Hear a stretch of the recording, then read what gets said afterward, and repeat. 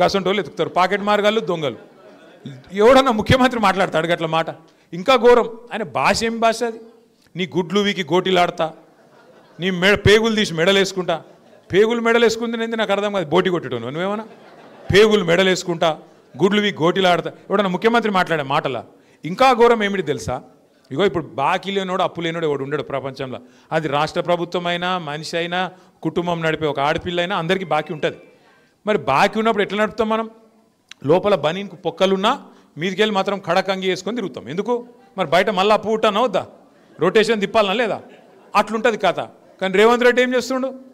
మా రాష్ట్రం దివాలా తీసింది, మా రాష్ట్రం క్యాన్సర్ పేషెంట్ అయిపోయింది, మా రాష్ట్రం సంకనాకిపోయింది, నేను ఢిల్లీకి పోతే నాకు ఎవడు అపాయింట్మెంట్ ఇస్తలేడు, నన్ను దొంగ లెక్క చూస్తారు. మరి దొంగ లెక్క చూడకుండా ఎట్లా చూస్తారు నాకు అర్థం కాదు. ఇంకొక మాట అంటుండు, అపాయింట్మెంట్ ఇస్తలేరండి నాకు, ఆడ పోతే చెప్పులు ఎత్తుకపోతాడని అపాయింట్మెంట్ ఇస్తలేరంట. గిట్లా మాట్లాడినాక ముఖ్యమంత్రి ఎవడన్నా వస్తాడా కొత్తగీడికి?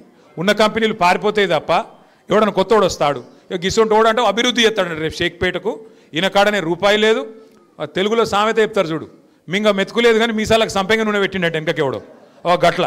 ఆయనకంటే పైసలు లేవంట, కానీ డెవలప్మెంట్ కావాలంటే కాంగ్రెస్ కోటేయాలనంట. యాడికెళ్ళి చేస్తావు డెవలప్మెంట్ మరి పైసలు లేకపోతే? దయచేసి నేను మిమ్మల్ని అడిగేది ఒకటే, ఆలోచించమని కోరేది ఒకటే, ఎలక్షను ఒక మంచి మోకా మీకు. ఎందుకంటే మళ్ళీ ఇప్పుడు తప్పిపోయిందంటే మళ్ళీ జిహెచ్ఎంసీ దాకా దొరకడు కాంగ్రెస్ వాడు. ఇది పట్టుకోవాలా, బాకీ కార్డు పట్టుకొని ఇంటికి రాగానే అడగాలి, ఏం బిడ్డ వచ్చినావు, మంచిగానే వచ్చినావు, మరి ఏమైనా 55,000 రూపాయలు ఏమైనా కొడుకు అని అడగాలి. మహాలక్ష్మి పథకం కింద మీరే అన్నారు కదా నెలకు 2,500 ఇస్తామని, ఒక గ్యారంటీ కార్డు ఇచ్చిపోయినావు కదా బిడ్డ లాస్ట్ టైము, మరి ఆడవేనే పైసలు ఏం సంగతి అని చెప్పి 55,000 అక్కడ పెట్టు, ఓటేస్తా నీకే వేస్తా, 55,000 అయితే అక్కడ పెట్టిపోరా కొడుకు అని చెప్పాలి. ఇంకొక డేంజర్ కూడా ఉన్నది మీకు యాడ్ చేస్తున్నా, నేను ముందే చెప్తున్నా. కాంగ్రెస్ వాళ్ళు లంగలు ఈ 2 ఏళ్ళు ఫుల్ పైసలు సంపాదించారు రేవంత్ రెడ్డి. రియల్ ఎస్టేట్ మీద వాడి, హైడ్రా పేరు మీద బిల్డర్లను వాన్ని వీన్ని గోకి గీరి గుద్ది గిచ్చి పైసలు బాగా గుంజిండు. ఫుల్ పైసలనే ఆయన కాడ. ఓటుకు 10,000 ఇచ్చినా ఇస్తాడు.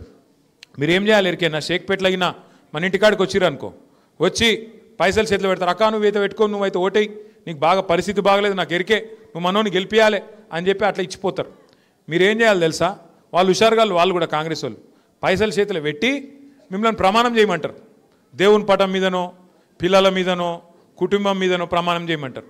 మీరేం చేయాలి? ఒక మంచి సీక్రెట్ చెప్తాను, ఇన్నూరు జర జాగ్రత్తగా ఇన్నూరు. ఇది ఒక్కటి, అక్క జర ఫోన్ పెట్టి నీకు దండం పెడతా. మీ ఆయన మంచిగానే ఉన్నాడు ఫోన్ పెట్టి. అయితే వాళ్ళు వస్తారు, చాలా డేంజర్ ముచ్చట చెప్తున్నా, పెద్దమ్మకు చెప్పు, డేంజర్ ముచ్చట చెప్తున్నా ఇను. అయితే వాళ్ళు పైసలు ఇస్తారు, ప్రమాణం చేయమంటారు. మీరు ఏం చేయాలి ఎరికేనా? షేజ్ ఆపాలి, కళ్ళు మూసుకోవాలి, లోపల తుప్పాలు తుప్పాలు తుప్పాలు తుప్పాలు అనుకోవాలి. అర్థమైందా? అప్పుడు ఇంకేం ఒట్టు పెట్టినా అది చెల్లదిగా. ఇక వాడు ఏం చెప్పమంటే చెప్పాలి, లోపల తుప్పాలు తుప్పాలు అనుకొని చెప్పాలి. ఓటు ఎటు గుద్దాలి, ఓటు ఎటు పడాలి? కారు గుర్తే. పొరపాటున మళ్ళీ హాత్ పార్టీ కొట్టేస్తే మళ్ళీ హాత్ ఇస్తారు.